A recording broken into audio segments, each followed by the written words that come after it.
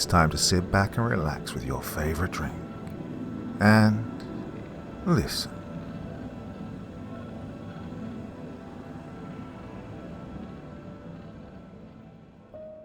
In the frozen wastes at the bottom of the world, two explorers find a strange pool of white fire and embark on a strange adventure.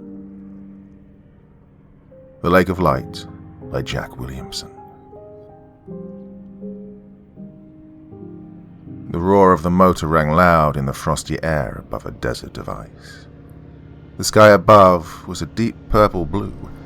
The red sun hung like a crimson eye low in the north. 3,000 feet below, through a hazy blue mist of wind-whipped, frozen vapor, was the rugged wilderness of black ice peaks and blizzard-carved hummocks of snow. A grim, undulating waste, black and yellow, splotched with crystal white. The icy wind howled dismally through the struts.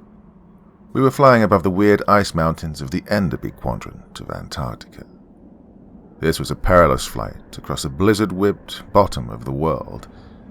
In all the years of polar exploration by air, since Bird's memorable flights, this area had never been crossed. The intrepid Britisher Major Meriden, with the daring American aviatrix whom the world had known as Mildred Cross before she married him, had flown into it 19 years before, and like many others, they had never returned. Faintly, above the purring drone of the motor, I heard Ray Summers shout. I drew my gaze from the desolate plateau of ice below and leaned forward. His lean, fur-hooded face was turned back toward me. A mittened hand was pointing, and thin lips moved in words that I did not hear above the roar of the engine and the scream of the wind. I turned and looked out to the right, past the shimmering silver disk of the propeller.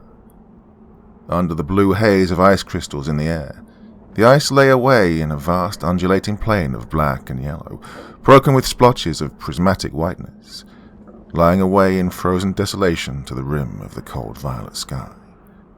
Rising against the sky, I saw a curious thing. It was a mountain of fire. Beyond the desert of ice, a great conical peak pointed straight into the amethystine gloom of the polar heavens. It was brilliantly white, a finger of milky fire, a sharp cone of pure light. It shone with white radiance. It was brighter, far brighter, than is the sacred cone of Fujiyama in the vivid day of Japan. For many minutes I stared in wonder at it. Far away it was, and it looked very small. It was like a little heap of light poured from the hand of a fire god. What it might be I could not imagine. At first sight I imagined it to be a volcano with streams of incandescent lava flowing down the side. Well, I knew that this continent of mystery boasted Mount Erebus and other active craters, but, well, there was none of the smoke or lurid yellow flame which accompanies volcanic eruptions. I was still watching it and wondering when the catastrophe took place. The catastrophe which hurled us into a mad extravaganza of amazing adventure. Our little two-seat amphibian was flying smoothly through air unusually good for this continent of storms. The 12 cylinders of the motor had been firing regularly since we took off from Bird's old station at Little America 15 hours before. We'd crossed the pole in safety. It looked as if we might succeed in this attempt to penetrate the last white spot on the map. And then, it happened. A sudden crack of snapping metal rang out sharp as a pistol report. A bright blade of metal flashed past the wing struts, to fall in a flashing arc. The motor broke abruptly into a mad, deep-voiced roar. Terrific vibration shook the ship, until I feared that it would go to pieces. Ray Summers, with his usual quick efficiency, cut the throttle. Quickly the motor slowed to idling speed, and the vibration stopped. A last cough of the engine, and there was no sound save the shrill screaming of the wind in the gloomy twilight of this unknown land beyond the pole. "What in the devil?" I exclaimed. "The prop, see?" Ray pointed ahead. I looked, and the dreadful truth flashed upon me. The steel propeller was gone, or half of it at least. One blade was broken off at a jagged line just above the hub. Ah, the propeller. What made it break? I've never heard it. Well, search me. Ray grinned. Important thing is that it did. It was all metal, of course, tested and guaranteed. Guarantee isn't worth much here. A flaw in the forging, perhaps, that escaped detection. At this low temperature, makes metal as brittle as glass. Well, the thing may have been crystallized by the vibration. The plane was coming down now in a shallow glide. I looked out at the grim expanse of black ice crags and glistening snow below us, and it was far from a comforting prospect. But I had a huge amount of confidence in Ray Summers. I'd known him since the day he appeared, from his father's great Arizona ranch, to be a freshman in the School of Mines at El Paso, where I was then an instructor in geology. We've knocked about many weird corners of the world together for a good many years, and he's still a great guy with the bluff, simple manners of the West. "Oh, you think we can land?" I asked. "Looks like we've got to," he said grimly. "What after that?" "How should I know?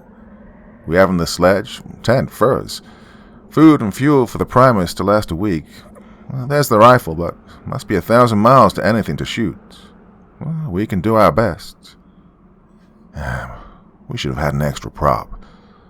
"Yep, of course. But it was so many pounds when every pound counted. Who knew the thing would break?" "Well, we'll never get out on a week's provisions." Not a shot. Too bad to disappoint Captain Harper." Ray grinned wanly. "He ought to have the Albatross around there by this time waiting for us." The Albatross was a ship which had left us at Little America a few months before, to steam around and pick us up at our destination beyond Enderbyland. We're in the same boat with Major Meriden and his wife, and all those others. Lost, without a trace. Oh, you've read Scott's diary. What he wrote after he visited the pole in 1912. One they found with the bodies. Yep, not altogether cheerful. But we won't be trying to get out. No use in that. He looked at me suddenly, grinning again. "Hey, say, Jim, why not try for that shining mountain we saw? Looks strange enough to be interesting. We ought to make it in a week." "Right, I'm with you," I said. I didn't speak again, for the jagged ice peaks were coming rather near now. I held my breath as the little plane veered around a slender black spire and dropped down toward a tiny scrap of smooth snow among the ice hummocks. I might have spared my anxiety, though. Under Ray's consummately skillful piloting, the skids struck the snow with hardly a shock. We glided swiftly over the ice and came to rest just short of a yawning crevasse. "Suppose," said Ray, "that we spend the first night in the plane. We're tired already. We can keep warm here and sleep. We've plenty of ice to melt for water, and then we're off for the shining mountain tomorrow." I agreed. Ray Summers is usually right. We got out the sledge, packed it, took our bearings, and made all preparations for a start to the Luminous Mountain, which was about 100 miles away. The thermometer stood at 20 below, but we were comfortable enough in our furs as we ate a scanty supper and went to sleep in the cabin of the plane. We started promptly the next morning, after draining the last of the hot chocolate from our vacuum bottles, which we'd left behind. We had a light but powerful sporting rifle with telescopic sights and several hundred rounds of ammunition. Ray put them in the pack, though I insisted that we would never need them, unless as a quick way out of our predicament. "No, Jim," he said. "We'll take them along. We don't know what we're going to find at that shining mountain." The air was bitterly cold as we set out. It was 25 below, and a sharp wind was blowing. Only our toiling at the sledge kept us warm. We covered 18 miles that day, and made a good camp in the lee of a bare stone ridge. That night there was a slight fall of snow, and when we went on it was nearly 35 degrees below zero. The layer of fresh snow concealed irregularities in the ice, making our pulling very hard. After an exhausting day, we'd hardly made 15 miles. On the following day, the sky was covered with grey clouds, and a bitterly cold wind blew. We should have remained in the tent, but the storage of food made it imperative that we keep moving. We felt immensely better after a reckless, generous fill of hot pemmican stew, but the next morning my feet were so painful from frostbite that I could hardly get on my fur boots. Walking was very painful to me that day, but we made a good distance, having come to smoother ice. Ray was very kind in looking after me. I'd become discouraged about going on at all. It was very painful, and I knew there was no hope of getting out. I tried to get some of our morphine tablets, but Ray had them and refused to be convinced that he ought to go on without me. On the next march, we came in sight of the Luminous Mountain, which cheered me considerably. It was a curious thing indeed. A straight-sided cone of light it was, rather steeper than the average volcano. Its point was sharp, and its sides smooth, as if cut with a mammoth plane. And it shone with a pure white light, with a steady and unchanging milky radiance. It rose out of the black and dull yellow of the ice wilderness like a white finger of hope. The next morning it was a little warmer. Ray had been caring for my feet very attentively, but it took me nearly 2 hours to get on my footgear. Again I tried to get him to leave me, but he refused. We arrived at the base of the shining mountain in 3 more marches. On the last night, the fuel for the primers was all but gone, having been used up during the very cold weather, and we were unable to melt water to drink. We munched the last of our pemmican dry. A few minutes after we'd started on the last morning, Ray stopped suddenly. "Hey, look at that!" he cried. I saw what he'd seen. The wreck of an airplane, the wings crumpled up and blackened with fire. We slowly limped up to it. "A Harley biplane," Ray exclaimed. "That's Major Meriden's ship. Look at that wing. Looks like it's been in an electric furnace." I examined the metal wing, saw that it had been blackened with heat. The metal was fused and twisted. "I've seen a good many wrecks, Jim. I've seen planes that burned as they fell, but nothing like that. The fuselage and engines were not even on fire. Jim, something struck out from that shining mountain and brought them down." "Are they, I began. Ray was poking about in the snow in the cockpits. "No, not here.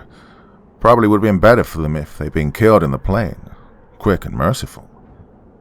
He examined the engines and propellers. "No, seems to be nothing wrong. Something struck them down." Soon after, we went on. The shining mountain rose before us like a great cone of fire. It must have been about 3,000 feet high, and about that in diameter at the bottom. Its walls were as smooth and straight as though turned from milky rock crystal in a gigantic lathe. It shone with a steady, brilliantly white radiance. "Ah, that's no natural hill," Ray grunted beside me as we limped on. We were now less than a mile from the foot of the cone of fire. Soon we observed another remarkable thing about it. It seemed that a straight band of silvery metal rose from the snow about its foot. "Hey, has it a wall around it?" I exclaimed. "Evidently," said Ray. "Looks as if it's built on a round metal platform. But by who? When? Why?" We approached the curious wall. It was of a white metal, apparently aluminum, or a silvery alloy of that metal. In places it was 25 feet high, but more usually the snow and ice was banked high against it. The smooth white wall of the gleaming mountain stood several hundred yards back from the wall. "Hey, let's have a look over it," Ray suggested. "We can get up on that hummock against it. You know, this place must have been built by men." We clambered up over the ice, as he suggested, until our heads came above the top of the wall. "God, a lake of fire!" cried Ray. Indeed, a lake of liquid fire lay before us. The white aluminum wall was hardly a foot thick. It formed a great circular tank, nearly a mile across, with a cone of white fire rising in the center. And the tank was filled to within a foot of the top with shimmeringly brilliant white fluid, bright and luminous as the cone. liquid light. Ray dipped a hand into it. The hand came up with fingers of fire, radiant, gleaming, with shining drops falling from them. With a spasmodic effort, he flung off the luminous drops, rubbed his hand on his garments, and quickly got it back into his fur mitten. "Oh, gee, it's cold," he muttered. "Freeze the horns of a brass billy goat." Cold light," I exclaimed. "What wouldn't a bottle of that stuff be worth to a chemist back in the States?"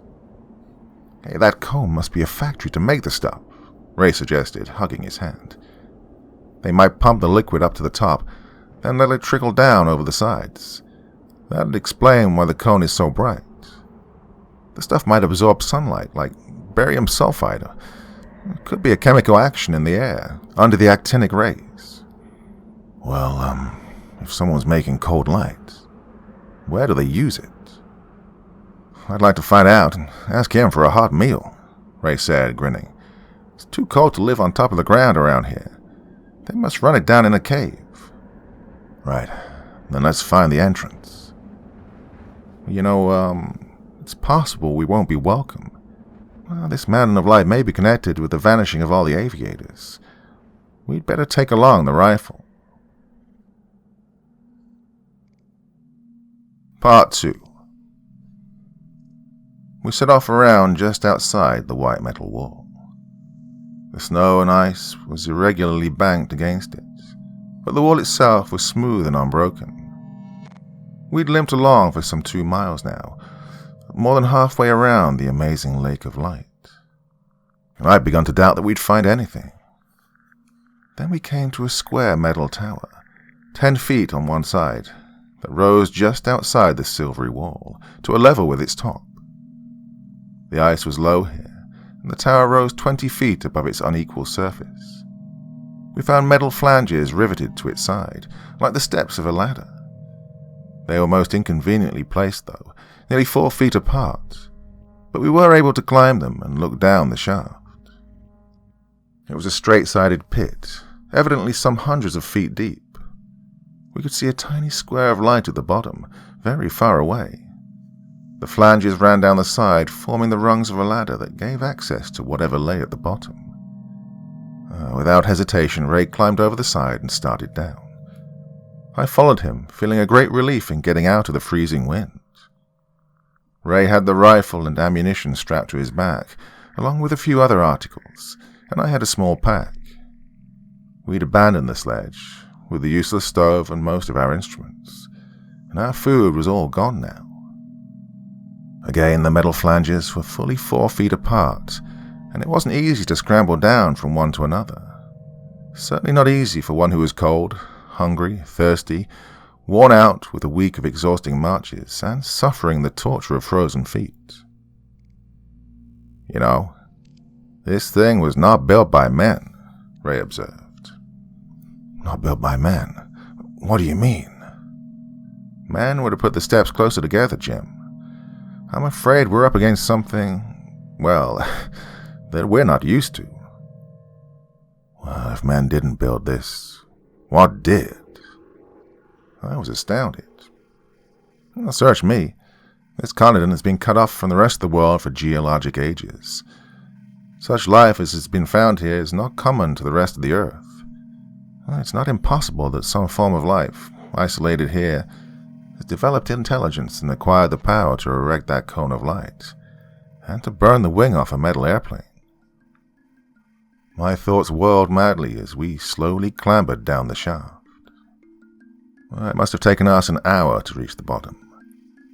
I didn't count the steps, but it must have been at least 1,000 feet. The air grew rapidly warmer as we descended. We both took off most of our heavy fur garments and left them hanging on the rungs. I was rather nervous now. I felt the nearness of an intelligent, hostile power. I had a great fear that the owners of those steps would use them to find us, and then crush us as ruthlessly as they'd brought down Merriden's plane. The little square of light below grew larger now. Finally, I saw Ray swing off and stand on his feet in a flood of white radiance below me. The air was warm, moist, laden with a subtle, unfamiliar fragrance that suggested growing things. Then I stood beside Ray. We stood on the bare stone floor of a huge cavern. It must have been volcanic in origin. The walls glistened with the sparkling smoothness of volcanic glass. God, it was a huge place. The black roof was 100 feet high or more. The cave was some hundreds of feet wide, and it sloped away from us into dim distance as though leading into a huge cavity below. The light that shone upon us came from an amazing thing, a fall of liquid fire. From the roof plunged a sheer torrent of white, brilliantly luminous fluid, falling 100 feet into a shimmering pool of moonflame. Shining opalescent mists swirled about it, and the ceaseless roar of it filled the cave with sound. It seemed that a stream of the phosphorescent stuff ran off down the cave from the pool to light the lower caverns. "Wow, very clever," said Ray. "They make the stuff up there at the cone and run it down here to see by." "Wow, this warm air feels mighty good," I remarked, pulling off another garment. Ray sniffed the air. Curious odor. Smells like something growing. Where anything is growing, there ought to be something to eat. Let's see what we can find." Only black obsidian covered the floor about us. Cautiously, we skirted the overflowing pool of white fire and followed down the stream of it that flowed toward the inner cavern. We'd gone but a few hundred yards when suddenly Ray stopped me with a hand on my arm. "Lie flat," he hissed. "Quick!" He dived in behind a huge mass of fire-born granite, and I flung myself down beside him.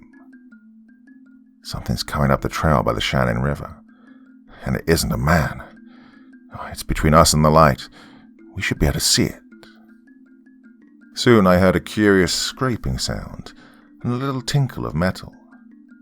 I caught a whiff of powerful odor, a strange fishy odor, so strong that it almost knocked me down.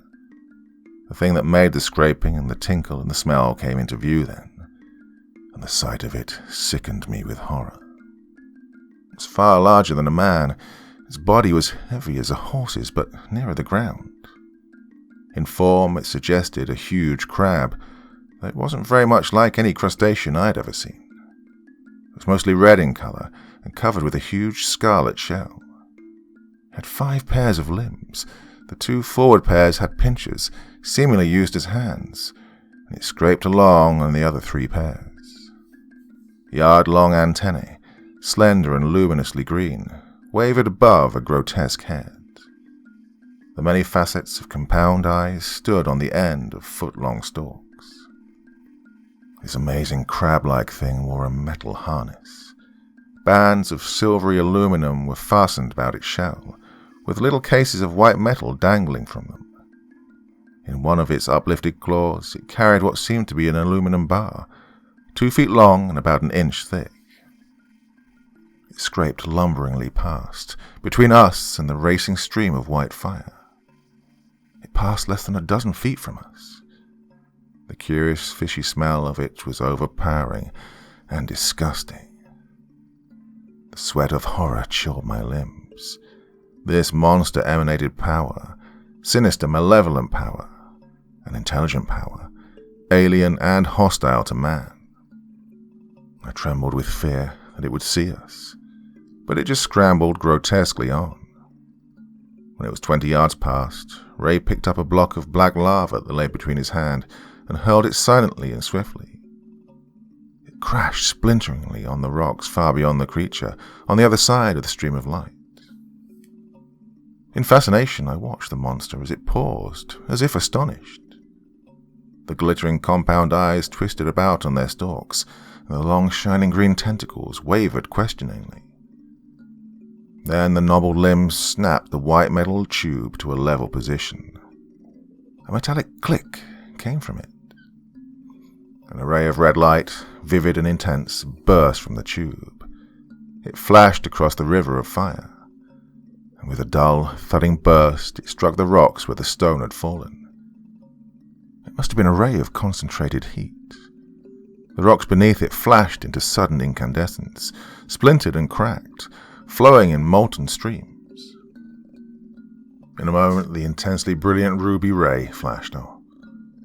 The rocks in the circle where it had struck faded to a dull red and then to blackness, still cracking and crumbling.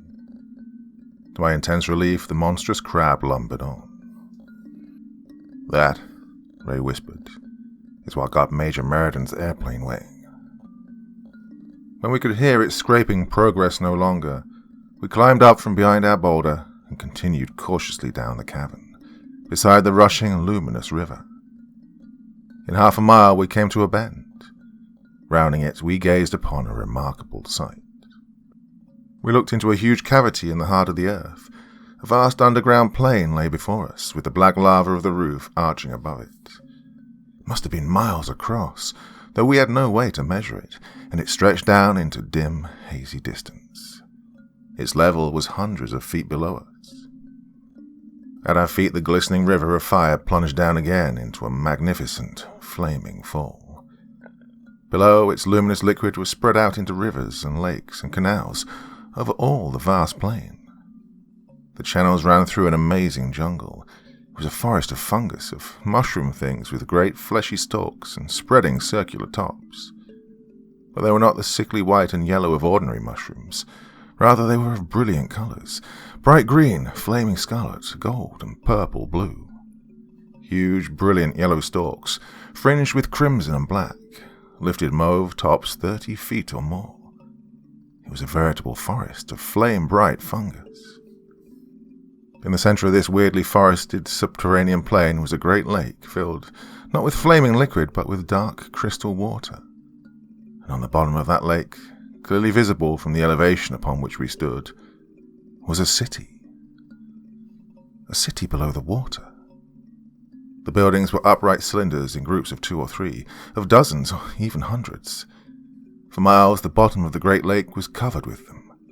They were all of crystal azure blue, brilliant as cylinders turned from immense sapphires. They were vividly visible beneath the transparent water, but not one of them broke the surface. Through the clear black water we saw moving hundreds, thousands of the giant crabs.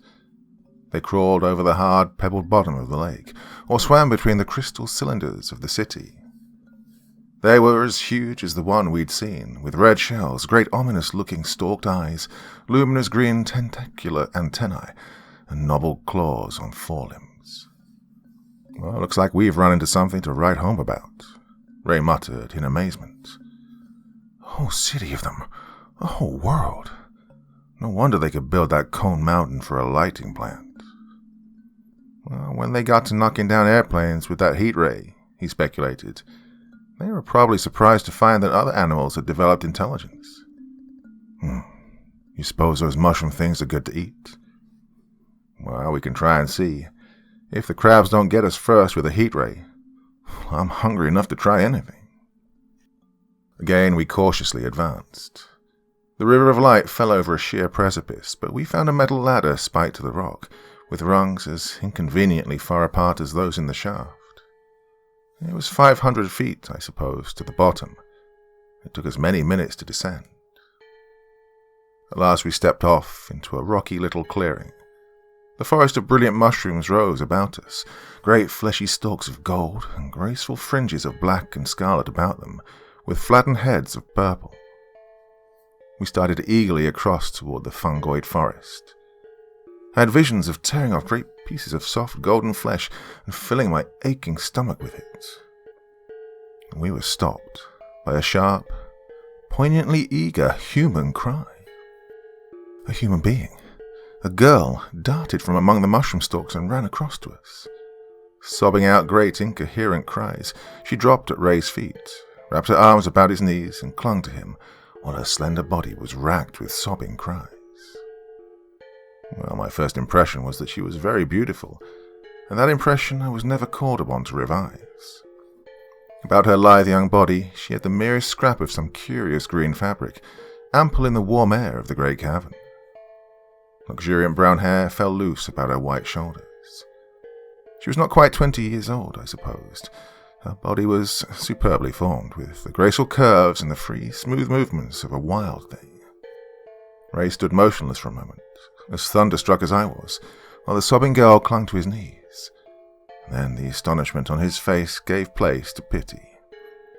"Poor kid," he murmured. He bent, took her tenderly by the shoulder, and helped her to her feet. Her beauty burst upon us like a great light. Smoothly white her skin was, perfect. Wide blue eyes, now appealing, even piteous, looked from beneath a wealth of golden brown hair. White teeth, straight and even, flashed behind the natural crimson of her lips. She stood staring at Ray in a sort of enchantment of wonder. An eager light of incredible joy flamed in her amazing eyes. Red lips were parted in an unconscious smile of joy.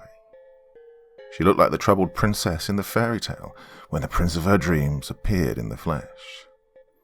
"Oh, God, you are beautiful." Ray's words slipped out as if he were hardly conscious of them. He flushed quickly and stepped back a little. The girl's lips opened. She voiced a curious cry. It was deep-toned, pealing with a wonderful timbre.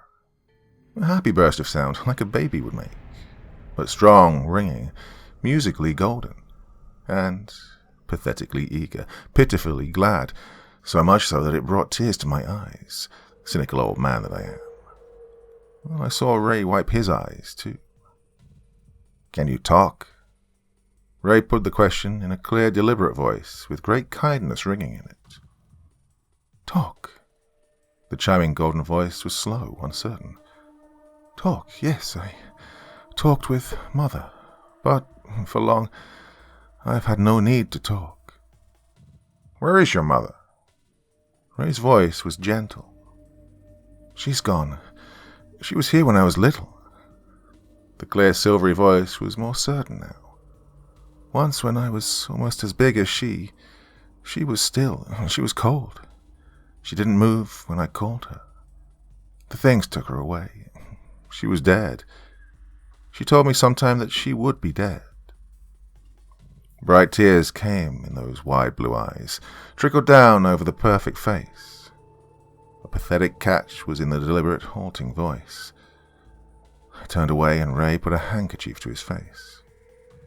"What's your name? Who are you?" Ray spoke kindly. "I'm Mildred. Mildred Meriden." "Meriden?" Ray turned to me. "I bet this is the daughter of the Major and his wife." "Father was the Major," the girl said slowly. "He and Mother came in a machine that flew from a far land. The things burned the machine with red fire. They came here and the things kept them. They made Mother sing over the water. Well, they killed Father. I never saw him." I know," Ray said gently. "We came from the same land. We saw your father's machine above." "Oh, you came from the outside? Are you going back?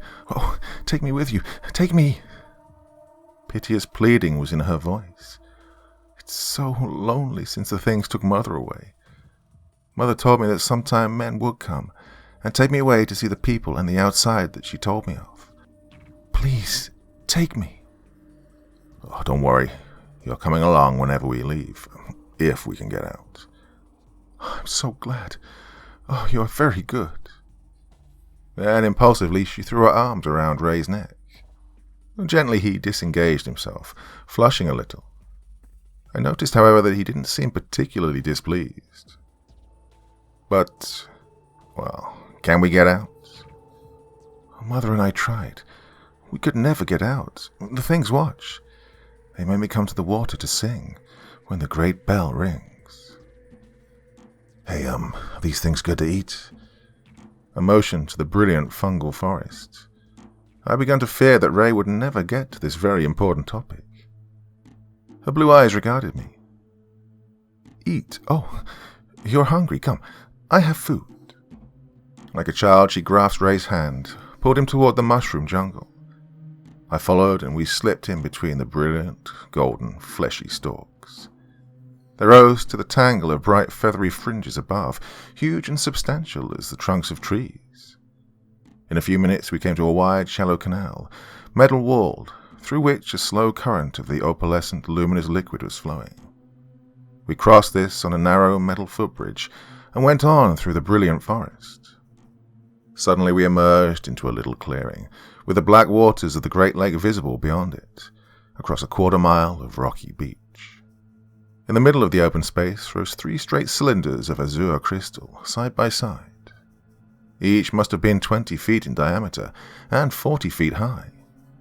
They shone with a clear blue light, like the cylindrical buildings we'd seen in the strange city of the crab creatures below the Great Lake. Mildred Meriden, the strangely beautiful girl who'd known no other world than this amazing cavern empire where the giant crabs reigned, beckoned us with unconscious, queenly grace to enter the arched door in the blue sapphire wall of her remarkable abode of clustered cylinders. The crystal of the wall seemed luminous.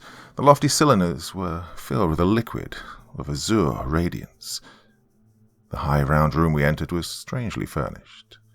There was a silken couch, a bathing pool of blue crystal filled with sparkling water, a curious chest of drawers made of bright aluminum with a mirror of polished crystal, its top bearing odd combs and other articles. The furnishings must have been done by the giant crabs, under human direction. Mildred led us quickly across the room, through an arched opening and into another. A round aluminum table stood in the center of the room, with 2 curious metal chairs beside it. Odd metal cabinets stood about the shining blue walls. The girl made us sit down and put dishes before us. She gave us each a bowl of thick, sweetish soup, darkly red, and placed before us a dish piled high with little circular cakes, crisp and brown, which had a tantalizing fragrance, and poured for each of us a transparent crystal goblet full of clear amber drink.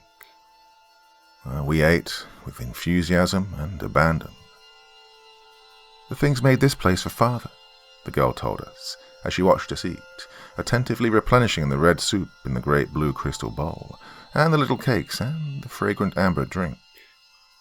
"They would give him anything he wanted, but he tried to go away with Mother, and they killed him." We gotta get out of here," Ray declared when at last we'd done. "Must get together a lot of food and enough clothing for all of us. We ought to be able to make it to the edge of the ice pack. We've got to give these crab things a slip. We need to get off before they know we're here, unless they already do." Mildred was eagerly attentive. She was so unused to human speech that it took the best of her efforts to understand us, though it seems that her mother had given her quite a wide education. She promised that there would be no difficulty about the food. "Mother taught me how to fix food," she said. "She always said that sometime men would come, with weapons of fire and great noise that would tear and kill those things. I have food ready, in bags, more than we can carry. And I have, too, the furs that Mother and Father wore." She ran into another room and returned with a great pile of fur garments, which we examined and found to be in good condition. "Right, now is the time," Ray said. "I'd like to know more about those crabs, but there'll be a chance for that later. Mildred is the important thing now. We must get her out. Then we can tell the world about this place and come back with a bigger expedition." "You think we can reach the coast?" "I think so. Might be hard on Mildred, but, well, we'll have food. We can probably find fuel for the stove in Meriden's plane, if the tanks were sealed. And Captain Harper should have a relief party landed and sent to meet us. We should have only 300 or 400 miles to go alone." 300 or 400 miles? Over country like we've been crossing in the last week, with a girl? Ray, we'd never make it. It's the only chance." I said nothing more. I knew that I could stand no such march on my frozen feet, but I resolved to say nothing about it. I'd help them as far as I could, and then walk out of camp some night. Men have done just that before. Mildred brought out sacks of the little cakes, and of a red powder that seemed to be the dried and ground flesh of a crimson mushroom. We made a pack for each of us, as heavy as we could carry. Part 3. Just before we were ready to start, Ray took off my footgear and treated my feet from his medicine kit. I'd feared gangrene, but he assured me that there was no danger if we were well cared for. Walking was still exquisitely painful to me as we slipped out through the arched door and into the fungoid forest beyond the 3 blue cylinders. As rapidly and silently as possible, we hastened through the brilliant fungus forest, across the river of opalescent liquid, to the foot of the Fall of Fire. A weird and splendid sight was that sheer arc of shimmering white flame, roaring into a pool of opal light and surrounded with a mist of moonflame. We reached the foot of the metal ladder spiked to the rocks beside the fall and started up immediately. The going was not easy. The packs of food, heavy enough when we were on level ground, were difficult indeed to lift when one was scrambling up over rungs 4 feet apart. Ray climbed ahead, with a piece of rope fastened from his waist to Mildred's, so that he could help her if she slipped. I was below the girl. We were halfway up the rock when suddenly a glare of red light shone upon me, casting my shadow sharply on the cliff. I looked up and saw the broad, intensely red beam of a heat ray, like that we'd seen the giant crab use. The ray came evidently from the shore of the Great Lake, with its submerged city of blue cylinders. It fell upon the face of the cliff just above us. Quickly the ladder was heated to cherry red. The face of the rock grew incandescent and cracked. Hot sparks rained down upon us. Slowly the ray moved down, toward us. "I guess we'd better call it off," said Ray. "They have the advantage right now. Better get to climbing down, Jim. This ladder's going to be burning my hands pretty soon." I climbed down. Mildred and Ray scrambled down behind me. The ray followed us, keeping the metal at a cherry red just above Ray's hands. I looked down and saw a dozen of the giant crabs lumbering up out of the fungoid jungle from the direction of the Great Lake. Hideous things they were, with staring stalked eyes, shining green antennae, polished red shells, and claw-armed limbs. Like the one that had passed us in the upper cavern, they wore glistening white metal accoutrements. We clambered down, with the red ray still following. I dropped to the ground among them, wet with the sweat of horror. I reeled in nausea from the intolerable odor of the crab things. It was indescribable, overpowering. Curious rasping stridulations came from them, sounds which seemed to serve as a means of communication, and which Mildred evidently understood. "They say that you'll not be harmed, but that you must not go out," she called down. I was seized by the pincher-like claws, held writhing in an unbreakable grasp, while the glittering eyes twisted about, looked at me, with the shining green tentacles wavering questioningly above me. My stomach revolted at the horrible odor. The crabs tore off my pack, even my clothing. Ray was similarly treated as soon as he reached the ground. Though they took Mildred's pack, they treated her with a curious respect. In a few minutes they released us. They'd taken the packs, the rifle and ammunition, our medicine kit, and the few instruments we'd brought with us down the shaft, even our clothing. They turned us loose, stark naked. Ray's face and neck went beet red when he saw Mildred standing beside him. The rasping sound came from one of them again. "It says, 'You may stay with me,'" Mildred said. "They'll not harm you unless you try again to get away. If you do, you die, as Father did. They will keep what they took from you." Several of the creatures went scraping off, carrying the articles they'd taken from us either in their claws or in the metal cases they wore. Several waited, staring at us with the stalked, compound eyes, and waving the green antennae as if they were organs of some special sense. 2 of the creatures waited at the foot of the metal ladder, holding the long, slender white tubes of the heat ray in their claws. "They say we can go now," Mildred said. She led the way toward the edge of the brilliant jungle. She seemed to be without false modesty, for I saw her glancing with evident admiration at Ray's lithe and powerful white-skinned figure. We followed her into the giant mushrooms, glad to escape the overpowering stench of the crabs. In a few minutes we arrived again at the strange building of the 3 blue cylinders. Mildred, noticing our discomfort, produced for each of us a piece of white silk fabric with which we draped ourselves. She had noticed my difficulty in walking on bare feet. She had me bathe them, then dress them with a soothing yellow oil and bandage them skillfully. "Anyhow," she said later, "it is good to have both of you here with me. I'm sorry indeed for you know that you may never see your country again, but it is good fortune for me. I was so lonely." "Well, these damn crabs don't know me," Ray Summers muttered. "They think I'll play around like a pet kitten for the rest of my life. And they'll get their eyes opened. We'll spend the winter on Palm Beach yet." "It seems to me that we're rather outnumbered," I said, "and it's more pleasant in here than outside." "Well, I'm going to get that rifle," Ray declared.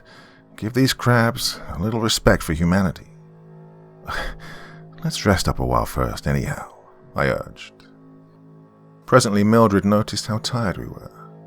She went into the third of the connected cylinders of blue crystal, was busy a few minutes, and then called us to the couches she'd prepared there. "You may sleep," she told us. "The things never come here, and they said they would not harm you if you didn't try to go out." We laid down on the silken beds, and in a few minutes I was asleep. I awoke to feel a curious unease, a sense of impending catastrophe. Ray was bending over me, his face drawn with anxiety. "Something's happened," he whispered. "She's gone." I sat up, staring into the liquid blue vastness of the tall cylinder above us. "Hey, listen. What's that?" A deep bell note sounded out, brazen, clanging. Sonorous, throbbing mighty, it rang through the cylindered rooms. Then slowly it died, faded to silence with a last ringing pulse. 10 minutes of silence then passed, and again it boomed out, throbbed, and died. After more long minutes, there was yet a third. "Outside, somewhere." Ray started, ran to the arched door. We looked out upon the dense forest of gold and crimson mushrooms that grew below the black cavern roof.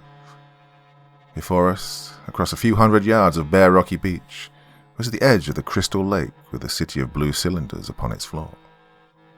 "God, what's that?" Ray gripped my arm crushingly. A thin wailing scream came across the beach from the black lake. A piteous sound it was, plaintive, pleading. Higher and higher it rose until it was a piercing silver note. Clear and sweet it was, but inexpressibly lonely, sorrowful, mournful. It sank slowly and died away. Again it rose and fell, and again. "It's Mildred," I gasped. "Didn't she say something about singing to the crabs?" "Yeah, I think she did. Well, if that's singing, it's wonderful. Had me feeling like I'd never see another human. But hey, listen." Liquid, trilling notes were rising, pealing out in a queer, swift rhythm. It was happy, joyous, carefree. The rippling golden tones made me think of the caroling of birds on a spring morning. Swiftly it rose and fell, pure and clear as the tinkle of a mountain brook. Mildred sang not words, but notes of pure music. Then the happy song died, and the strong, clear voice rose again with the force and challenge of bugle notes, with a swift, marching time beating through it. It throbbed to a rhythm strange to me. It set my feet tingling to move. It set my heart to pulsing faster. It was a challenge to action, to battle. Unconsciously obeying the suggestion of the song, Ray whispered, "Let's go over and see what's going on." We leapt through the door and across 400 yards of rocky beach to the edge of the lake. We stepped on a granite bluff a few yards above the water to gaze upon as strange a sight as men had ever seen.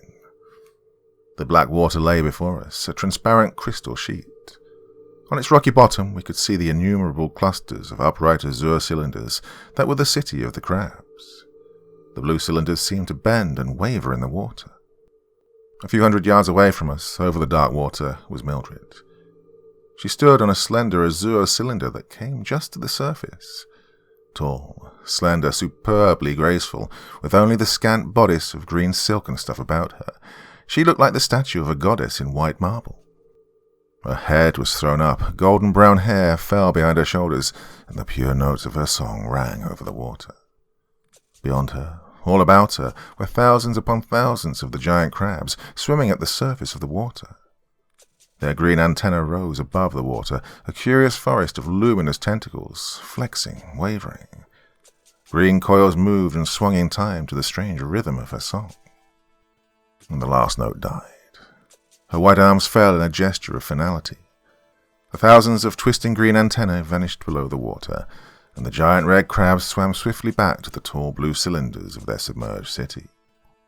The white goddess turned and saw us. Her voice rang out in a golden shout of welcome. With a clean dive, she slipped into the water and came swimming swiftly toward us. Her slim white body glided through the crystal water as smoothly as a fish. Reaching the shore, she sprang to her feet and ran to meet Ray. "The things come together when the giant bell rings, to listen to my song," she said. "They like my singing, and they like my mother's. But for that, they would not let us live, and that's the reason they would not let us go." "Well, I like your singing too," Ray informed her. "Though at first you made me cry. It was so lonely." "The song was lonely because I've been lonely. Did you hear the glad song I sang because you've come?" "Oh, sure. Great stuff. Made me feel like a kid at Christmas." "Come," she said. "We will eat." Like a child, she took Ray's hand again, smiling naively up at him as she led the way toward the 3 sapphire cylinders. Back in the blue vaulted dining room, Ray made Mildred sit with me at the little metal table while he served the little brown cakes and the dark red soup and the fragrant amber drink. Mildred got up and brought a great metal bowl filled with tiny purple fruits that had a delicious, piquant tang. Ray was deeply thoughtful as he ate. Suddenly, he sat back and cried out, "Hey, I've got it." "Got what?" I demanded. "I want that rifle. Mildred can find out where it is. Then, when she sings, the crabs will all come. I'll get the gun while she's singing and hide it. Then, when it comes time to get out, she'll sing while you and I are getting our packs up the cliff. I can cover them with a rifle while she gets up to us." It was good enough, I agreed, provided they all come to hear the singing. Part 4. He explained the plan at greater length to the girl. She assured him that the crabs all come when the bell note sounds. She thought that she could make them return her furs and find out where they put the gun. Oh, my feet were now much better than they had been, and Mildred dressed them again with the yellow oil. Ray examined them, said that I should be able to walk as well as ever in a few days. Considerable time went by. Since the crabs had taken our watches, we had no very accurate way of counting days, but I think we slept about a dozen times. Ray and Mildred spent a good deal of time together, and seemed not altogether to hate each other. Oh, by the end of the time, my feet were quite well. I didn't even lose a toe. We went over our plans for escape in great detail. The crabs had confiscated our clothing, but Mildred had managed to secure the return of her furs and, incidentally, while she was about it, learned where the rifle was. Fortunately, perhaps realizing that it would be ruined by water, the crabs had not taken it to their submerged city. Being amphibious, they lived above water as easily as below, and much of their industrial equipment was above the surface. The great pumps which lifted the white phosphorescent liquid from the canals back to the cone above the ground were located beyond the Great Lake. I didn't see the place, but Ray tells me that they had great engines and a wealth of strange and complex machinery there. It was at these pumps that they'd left our rifle and instruments, as Mildred found when she was recovering her furs. Well, they'd taken our food, so we prepared as much more as we could carry, arranged sacks for it, and made quilted garments for ourselves. When the 3 brazen notes next clanged out, and Mildred ran across the beach and swam out to the blue cylinders to sing, Ray slipped hurriedly away, while the green forest of antennae was still growing up from the water about the girl. I waited above the beach, enchanted by the haunting, wordless melody of the songs. It seemed that only a few minutes had passed, though it may have been an hour or more, when Ray was by my side again. He flourished the rifle. "I've got it. It's in good shape, too. Hasn't been fired, though it looks like they've opened a box of cartridges and cut up 1 or 2. Maybe they don't understand the outfit, or it may be such a primitive weapon that they're not interested in it." We hurried up to the building of the blue cylinders and carefully hid the gun and ammunition, as well as a sun compass, a pair of prism binoculars, and a few other articles Ray had recovered. In a few minutes, Mildred, having seen Ray's return, finished her song and ran up to us.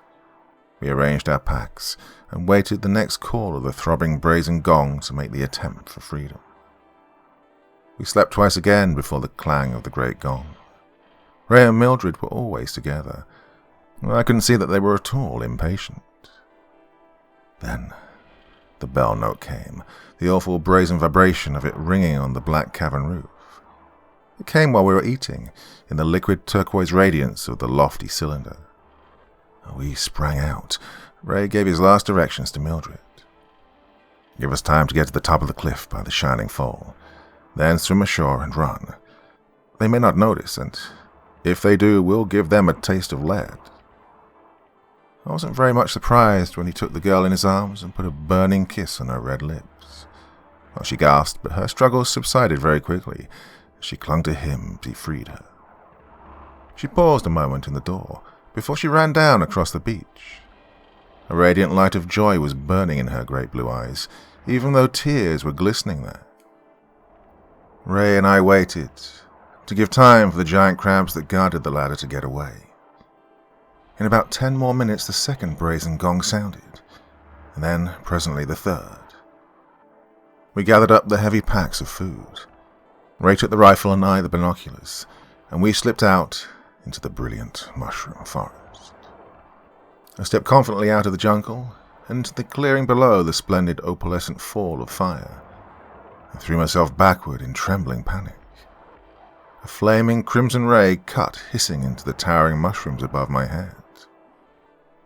Mildred's confidence that the crowds would all gather at the ringing of the gong had been mistaken. The 2 guards had been waiting at the foot of the ladder, their flaming heat rays ready for use. As I dove back into the jungle, I heard 2 quick reports of the rifle. I scrambled awkwardly to my feet beneath the heavy pack. Ray stood alert beside me, the smoking rifle in his hand. The giant crabs had collapsed by the foot of the ladder in grotesque and hideous metal-bound heaps of red shell and twisted limb. Blood was oozing from a ragged hole in the head of each. I'm glad they were here, Ray muttered. I wanted to try the gun out on them. They're soft enough beneath the shell. The bullet tears them up inside.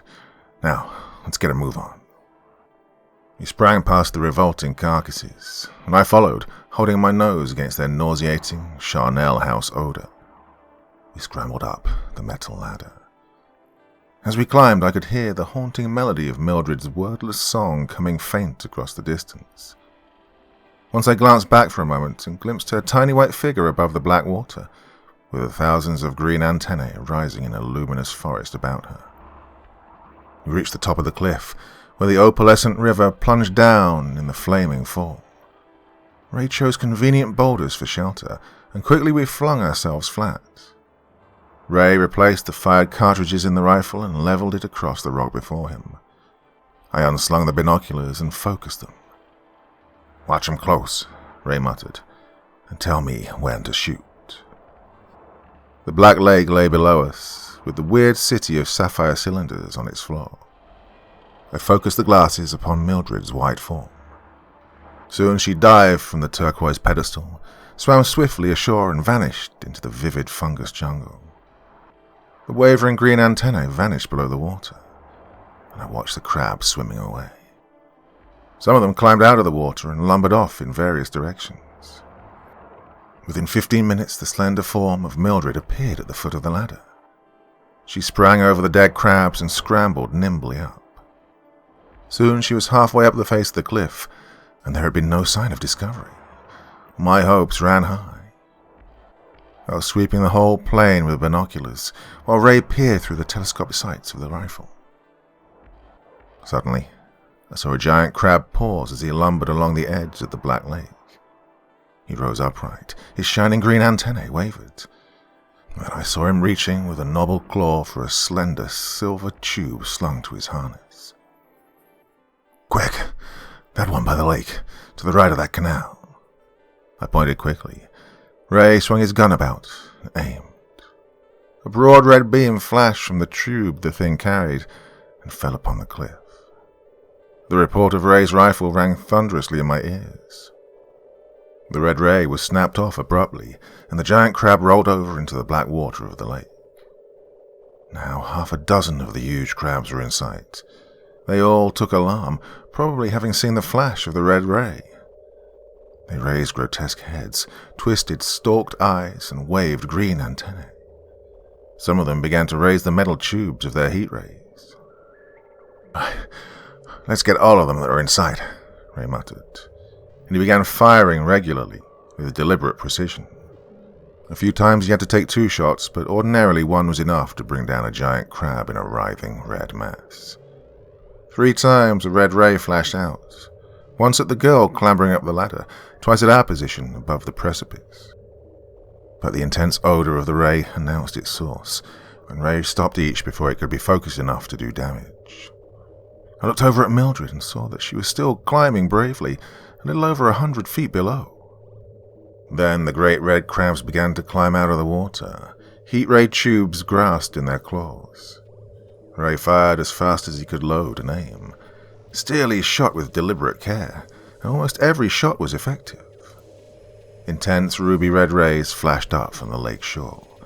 Twice one of them beat scorchingly upon us for a moment. Once a rock beside us was fused and cracked with the heat, but Ray fired rapidly and the rays winked out as fast as they were born. He was powder-stained, black and grimy. The heat had singed his clothing. He was dripping perspiration. The gun was so hot that he could hardly handle it, but still the angry bark of the rifle rang out, almost with a deliberate rhythm. He was a fine shot in his youth on his father's Arizona ranch, but his best shooting, I think, was done from above that cascade of liquid fire at the hordes of monster scarlet crabs. Mildred scrambled over the edge, unharmed. Her breast was heaving, but her face was bright with joy. "You are wonderful," she gasped to Ray. We seized the packs and beat a hurried retreat. A crimson forest of the heat rays flashed up behind us and flamed upon the black walls and roof of the cavern until glistening lava became incandescent, cracked and fused. We were below the line of the rays. Quickly we made the bend in the cavern and followed at a halting run up the path beside the shimmering river of opalescent light. Before us the torrent of fire fell in a magnificent flaming arc from the roof. We rounded the pool with the lambent milk of flame, passed the roaring torrent of coruscating liquid radiance, and reached the ladder in the square metal shaft.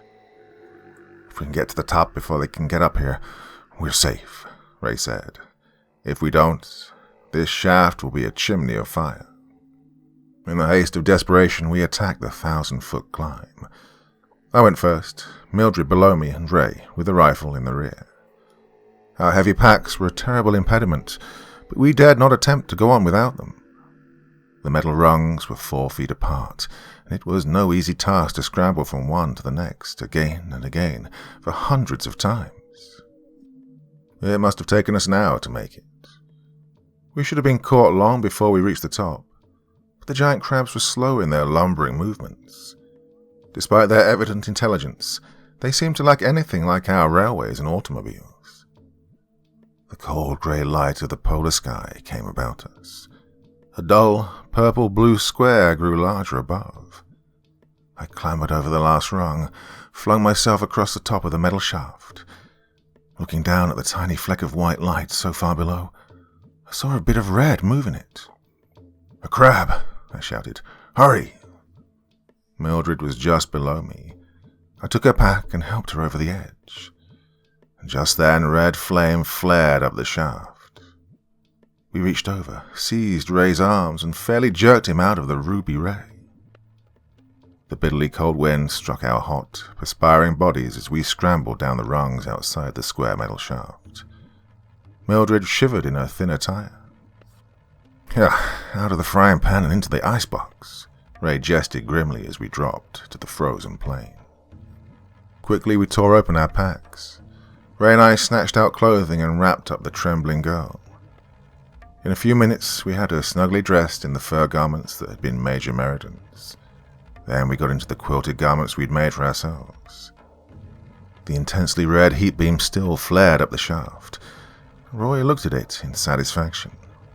"They'll have it so hot that they can't get up for some time yet," he remarked hopefully. We shouldered our packs and set out over the wilderness of snow, turning our backs upon the metal-bound lake of fire, with the tall cone of iridescent flame rising in its center. The deep, purple-blue sky was clear and, for a rarity, there wasn't much wind. I doubt that the temperature was 20 below, but it was a violent change from the warm cavern. Mildred was blue and shivering. In 2 hours, the metal rim below the great white cone had vanished behind the black ice cracks. We passed near the wreck of Major Meriden's plane and reached our last camp, where we'd left the tent sledge, primer stove, and most of our instruments. The tent was still stretched, though banked with snow. We got Mildred inside, chafed her hands, and soon had her comfortable. Then Ray went out and soon returned with a sealed tin of oil from the wrecked plane, with which he lit the primer stove. Soon the tent was warm. We melted snow and cooked thick red soup. After the girl had made a meal of the scalding soup, with the little golden cakes, she professed to be feeling as well as ever. "Hey, we can fix that plane," Ray said. "There's a perfectly good prop on Meriden's plane." We went back to the wreck, found the tools, and removed an undamaged propeller. This we packed on the sledge with a good supply of fuel for the stove. "Oh, I'm sure we're safe now, so far as the crab things go," he said. "I don't fancy they'd get around very well in the snow." In an hour we broke camp and made 10 miles of the distance back to the plane before we stopped. We were anxious about Mildred, but she seemed to stand the journey admirably. She is a marvelous physical specimen. She seemed running over with happy vivacity of spirit, and she asked innumerable questions of the world which she'd only known at second hand from her mother's words. The weather smiled on us during the march back to the plane, as much as it had frowned on the terrible journey to the cone. We had an abundance of food and fuel, and we made it in 8 easy stages. Once there was a light fall of snow, but the air was unusually warm and calm for the season. We found the plane safe. It was the work of but a short time to remove the broken propeller and replace it with the one we'd brought from the wrecked ship. We warmed and started the engine, broke the skids loose from the ice, turned the plane around, and took off safely from the tiny scrap of smooth ice. Mildred seemed amazed and immensely delighted at the sensations of her first trip aloft. A few hours later, we were landing beside the Albatross, in the leaden blue sea beyond the ice barrier. Bluff Captain Harper greeted us in amazed delight as we climbed to the deck. "Oh, you're just in time," he said. "The relief expedition we landed came back a week ago. We had no idea you could still be alive, with only a week's provisions. We're sailing tomorrow. But, hey, tell us, what happened? Oh, your passenger." "Well, we just stopped by to pick up my fiancée," Ray grinned. "Captain, may I present Miss Mildred Meriden. We'll be wanting you to marry us right away."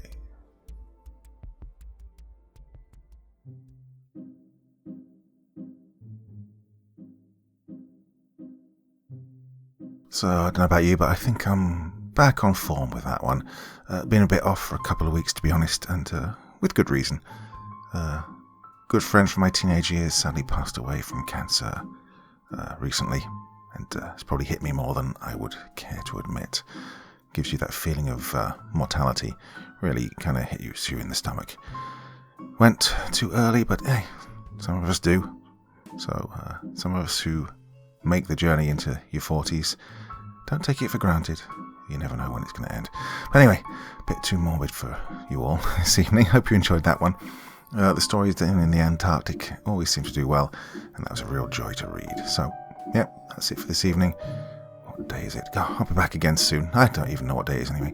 But till the next time, my dear friends, sweet dreams and bye-bye.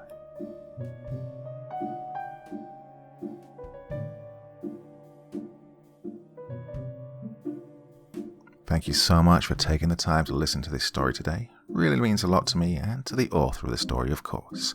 Well, if you want to know more about me, I'm pretty much everywhere on social media. You can find me on Facebook, Twitter, Instagram. You can download my music on SoundCloud.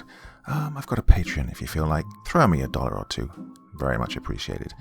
And of course, on Reddit, I have a place where you can leave stories if you want me to read one that you've written. Well, hoping to see you all again very soon. Till then, sweet dreams, and bye-bye.